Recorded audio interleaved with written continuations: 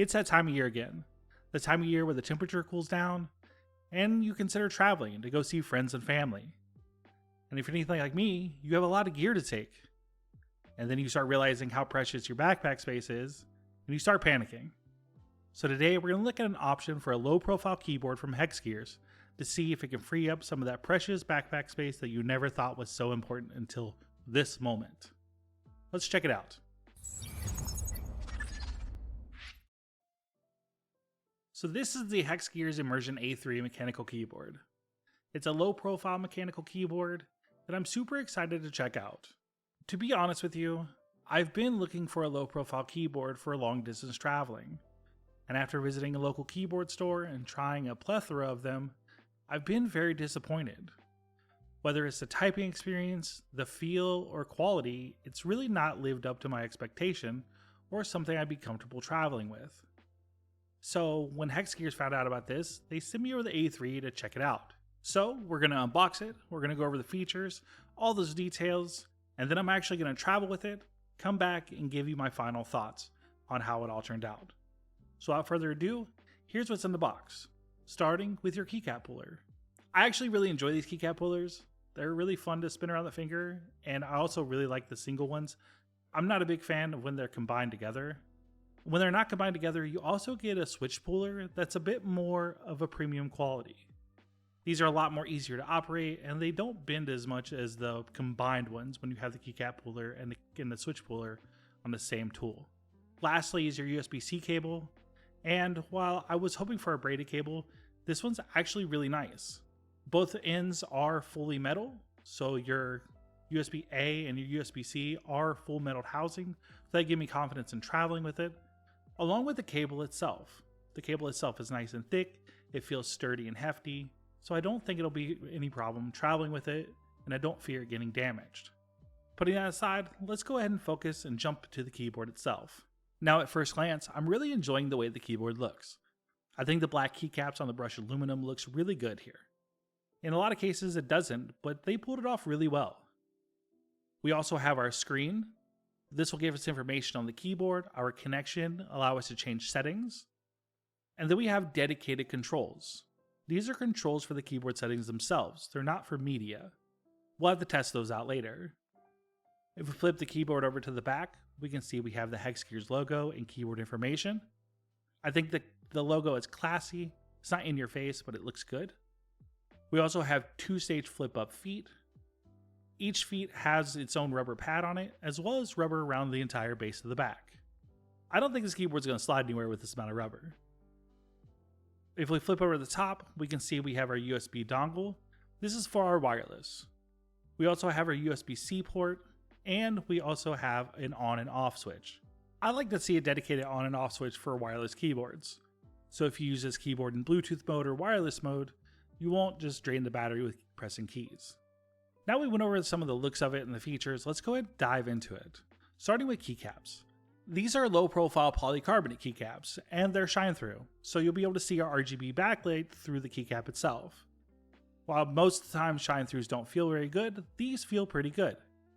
They have really clean legends, you can see all of them very clear, with a few hints to shortcuts for the function keys. They are smooth to the touch, and they do have an anti-fade coating on them so you won't lose your legends over the time. I do think you might see fingerprints and smudges on them due to the coating, but you won't wear down your legends. Next, since the keyboard is hot swappable, let's go ahead and pull out a switch and see what we're working with. These are Kale Black Cloud switches. They're a fully palm switch, and they're tactile. The keyboard does come with linear, clickies, or a tactile option. These tactiles are 45 grams of operating force with 55 grams of tactile force, and they feel really good. They don't feel scratchy, they feel really smooth, and it's got a prominent tactile actuation feel, which is surprising in a low profile switch. And since we have the switch out, let's go ahead and take a look at the socket itself. Here you can see it's a 3-pin hot swap socket for low profile switches, and it has a north facing LED for your RGB. And speaking of RGB and the shine through, here's what it looks like with the lights out. Everything is very visible and clear, and the RGB is extremely bright. This is super surprising, especially since you can get 50 hours battery life with the RGB on. Now, the design choices and some of the features in this really check the boxes that I was looking for for a keyboard I wanted to travel with.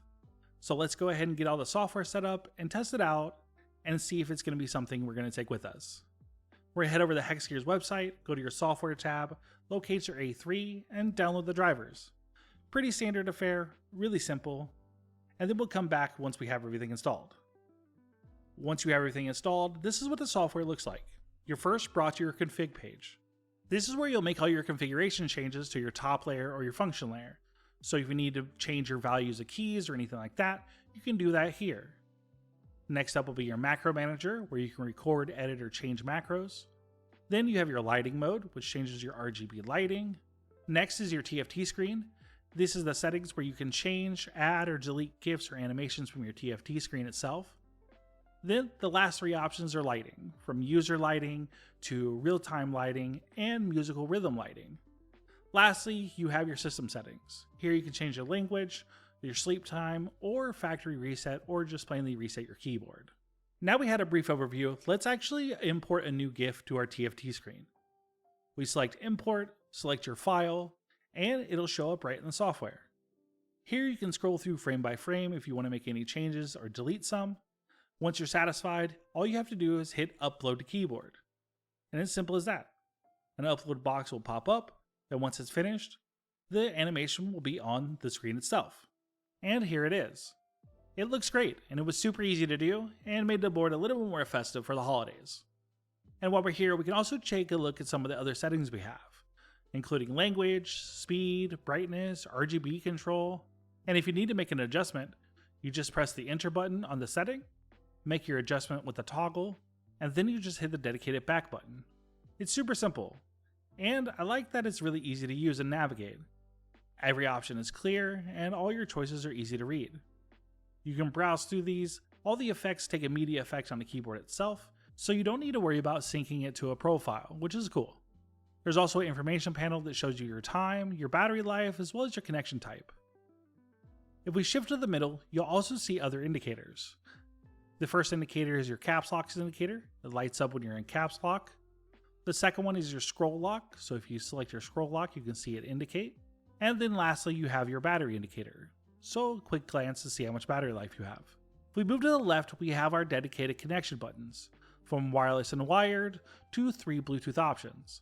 So for me, I'm going to use PC wired, my Mac in wireless, and then my iPad in Bluetooth. And I'll let you know how it works. Lastly, I'd like to note that there's a nice satisfying click when you select these buttons. And speaking of nice satisfying sounds, let's go ahead and hear how it sounds out of the box.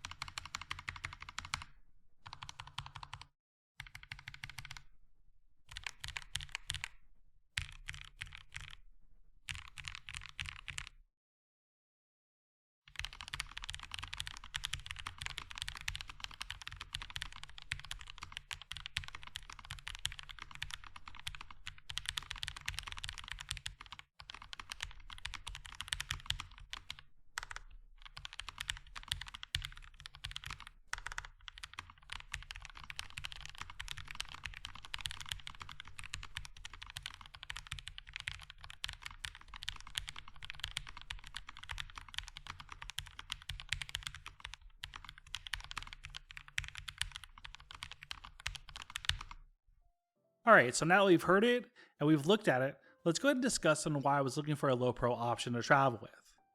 Now normally when I travel, I have a keyboard in a case and it takes up a lot of room. We're talking like a lot of room. And for me, during the holidays, I'm packing a lot and then I'm taking a lot with me and I'm bringing back a lot from holidays with my family and friends. So I needed a low profile option that had a smaller footprint in my backpack. Now, I do wonder if it's going to hold up with the traveling because I'm not exactly friendly with all my gear. So that's what we're going to need to do. We're going to throw this in a backpack, take it with me. I'll use it for a week in various places. And then when I come back, we'll take it straight out of the backpack. We'll put it on the desk and see if not only it held up, but also was it worth it? Did it work well? Does it feel good? Did I enjoy it? Is there something I was missing? Is there something I needed? We'll answer all those questions. So let's go ahead and get it packed up and let's get in the car and actually travel. 1 week later. And we're back. It's been a week. We traveled, we went and see friends and family for the holidays, and we took the A3 with us to get some work done while we were there. Now, we're going to go ahead and get everything unpacked and talk about it. This is it. This is the A3 I took with me, and as you can see, it's a little smudgy. We definitely got it a bit dirty with it traveling and the holidays and eating so many sweets and food. I definitely could have been a little nicer to it. But all in all, I'm surprised. If I only have to worry about a little bit of smudginess to have a keyboard that feels solid to travel with, I'll definitely take that trade-off. The fact is, the keyboard didn't take any damage. It wasn't in a protective sleeve, it wasn't in a hard case or anything like that. It was just simply thrown in my backpack. It didn't feel like it was being damaged at all. I didn't have any loose keys, no switches fell out, no nothing. It was way more sturdy than I was ever expecting. And the sound quality and the feel were there. And I also was able to switch between devices without ever having a problem. Whether I was using it on my MacBook or my iPad, switching between devices and modes was super simple.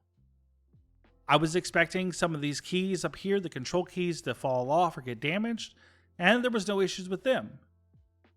I was also expecting the little switching leveler to get caught on things and maybe take some damage, and it didn't either.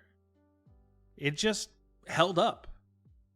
None of the settings were changed, all my stuff was exactly the way I left it when I turned the keyboard on, and it just simply worked. And at the end of the day, that's exactly what I need. I need it to work.